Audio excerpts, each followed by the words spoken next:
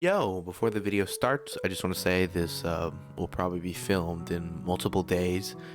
So if my clothes change or the background changes, then just expect it to be normal because this is a big project for me. So again, I hope you enjoy the video, and if you want to like and subscribe, and literally shooting myself in the foot if I don't ask you to. But again, like and subscribe. I don't know how much it helps you, but it helps me. Uh, hey.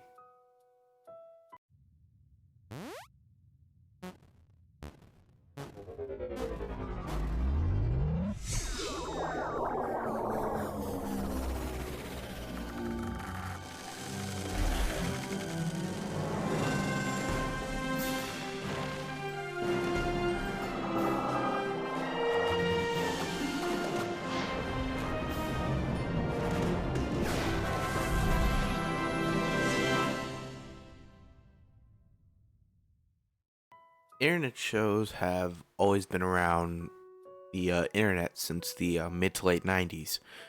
Such internet shows have been popularized, such as Red vs. Blue and Ed's World.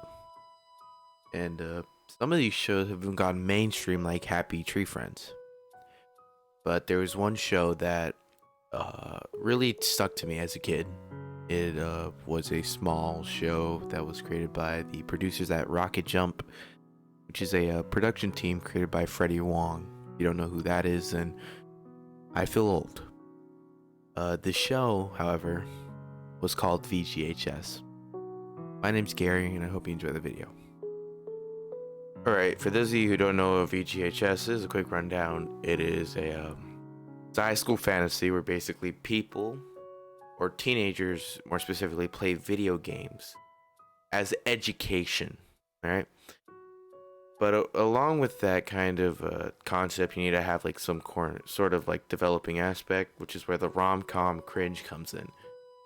Basically allows the show to stay grounded to reality without going over the expectations of a futuristic, you know, fucking gaming school. As of internet standards, it pretty much holds up as it could today. I mean, if you watch back some of the shows and episodes, some of them are kind of cringe, but to be honest, not all of them. And I mean, there are a bunch of main developing characters, but I'll get into that a little later about my fault with the show. But to be honest, most of the characters are more well developed and they grow, especially the main characters. But along with the characters, there has to be something that's carrying their story, and that's where, of course, the plot and cinematography comes in. The story of a video game high school back in the day was pretty original for 2012. Uh, of course, the way they executed it was, pretty good. As set design along with the idea was pretty original. I mean, you had like a fucking Mario fucking stairs with like the flag of the school, which is actually pretty fucking cool. Uh, Another good couple of features that they had were, the computers, the stage for the esports tournaments, and basically the club rooms that they had for the fucking show were pretty fucking cool. I mean, if you saw the FPS room, you could see how like the whole thing fits in with the game that the FPS room was specifically targeting, which was, I think it was like some sort of CS Counter-Strike. But yeah, I mean, the fact that they were able to make all of that along with the cinematography work with like the strict budget they had, considering it was an internet company, pretty amazing. But I mean, there were a bunch of good set designs and a bunch of good story and plot holes in their like thing. But there was one episode that kind of stuck with me throughout the entire franchise of VGHS. And that episode is actually season 3, episode 4. So I'm gonna give a quick warning here. This tackles a very dark subject of dealing with the death of a loved one. If you don't like it, I'll leave a timestamp right here, and probably in the description if you want to skip it. It'll be at the top.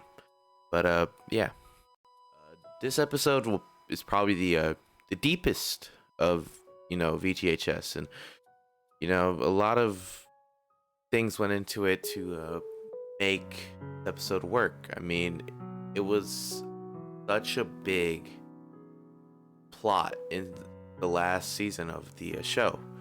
Basically, coming to terms with the fact that a person that you loved but maybe not have loved you is dead, and that you have to grieve with it.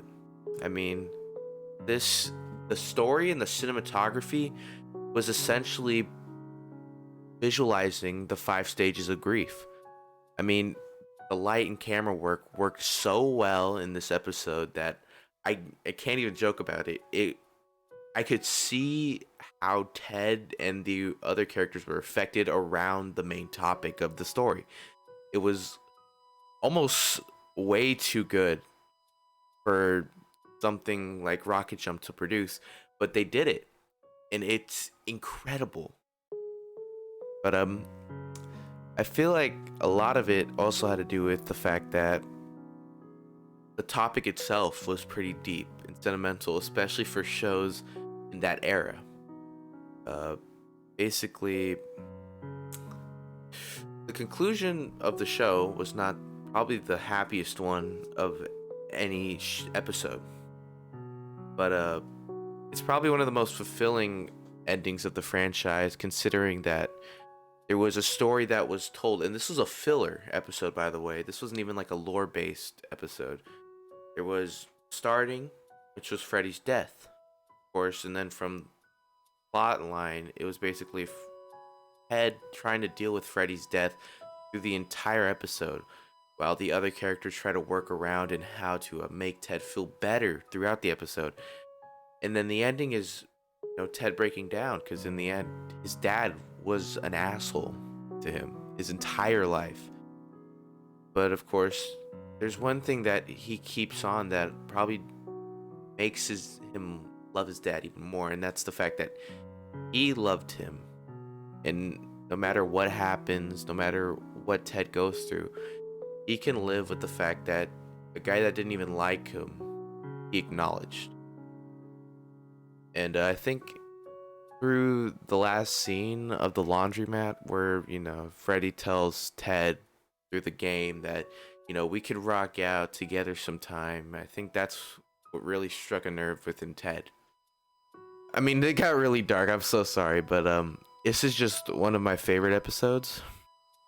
And it sadly kind of flew under the radar of a lot of people during the episode shoot, which is why I kind of wanted to bring it up, because this is probably one of my favorite episodes of the entire franchise.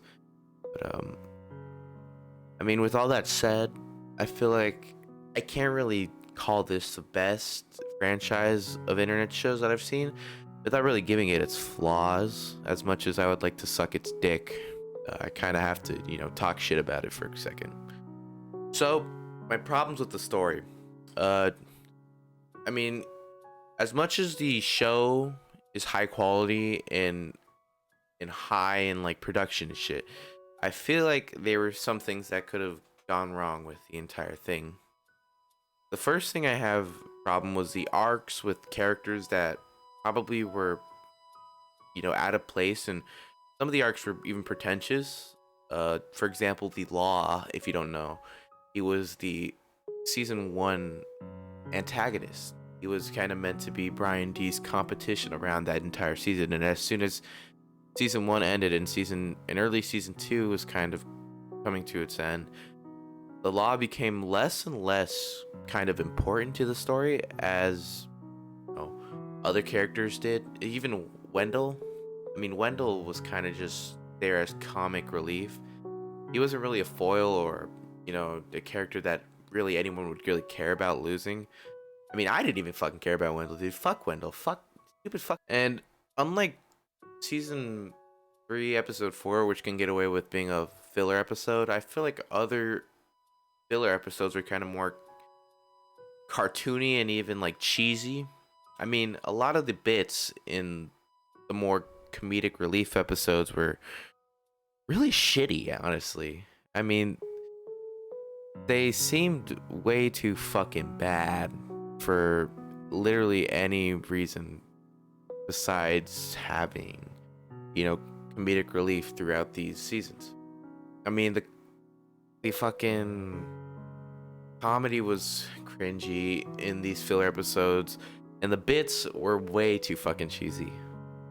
I mean, cheese. It was 2012, and as a kid, I even thought they were fucking cheesy. Like I literally like during some of the filler episodes, when they did like a stupid fucking bit, I literally had to like walk out of the room and like stop watching the episode for like an hour just to like recuperate myself from that shitty joke. I mean, I know it sounds bad and like way too dramatic, but like, come on, bro. You're fucking with me, dude. That was like super fucking cringy. But yeah.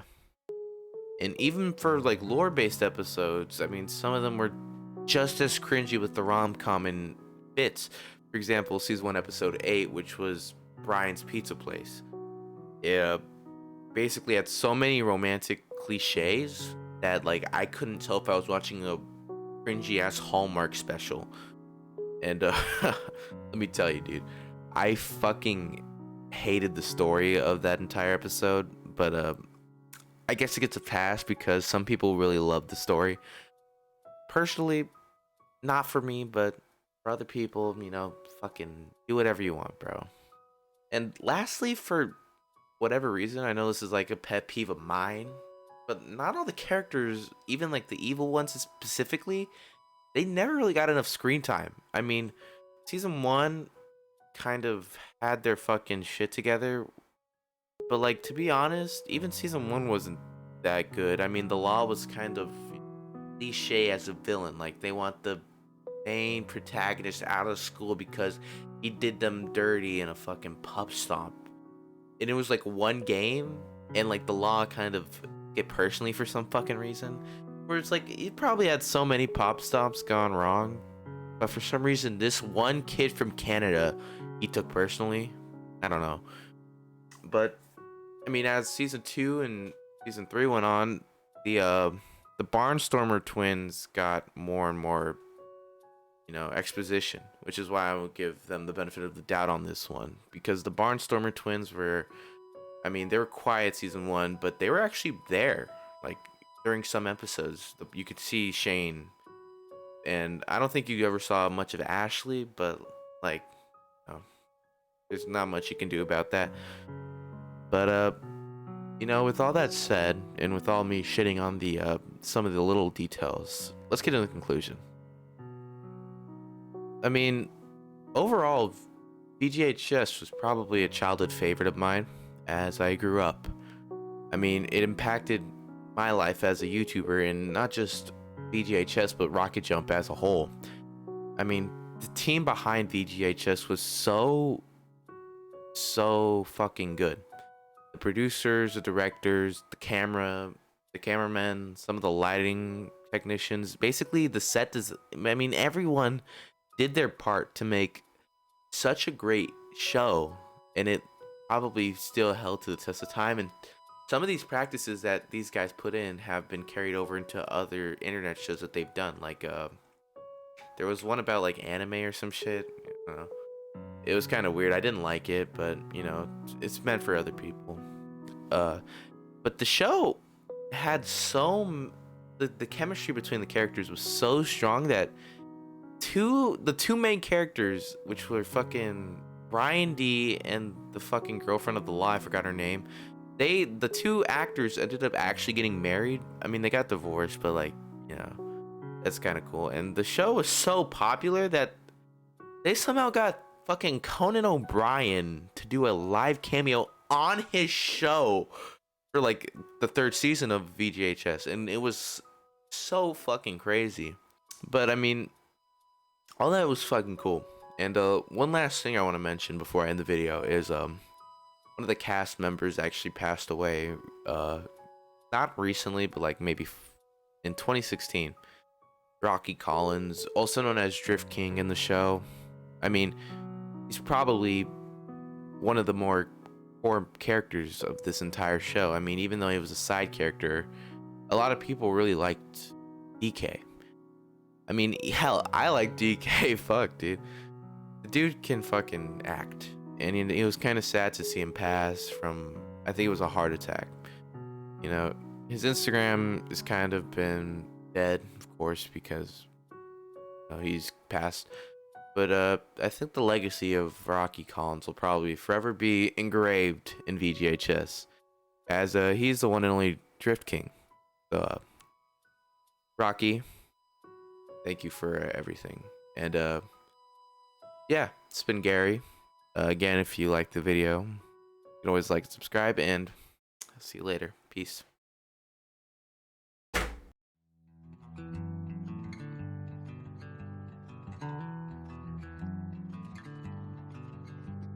This place has been forgotten, a relic of the road.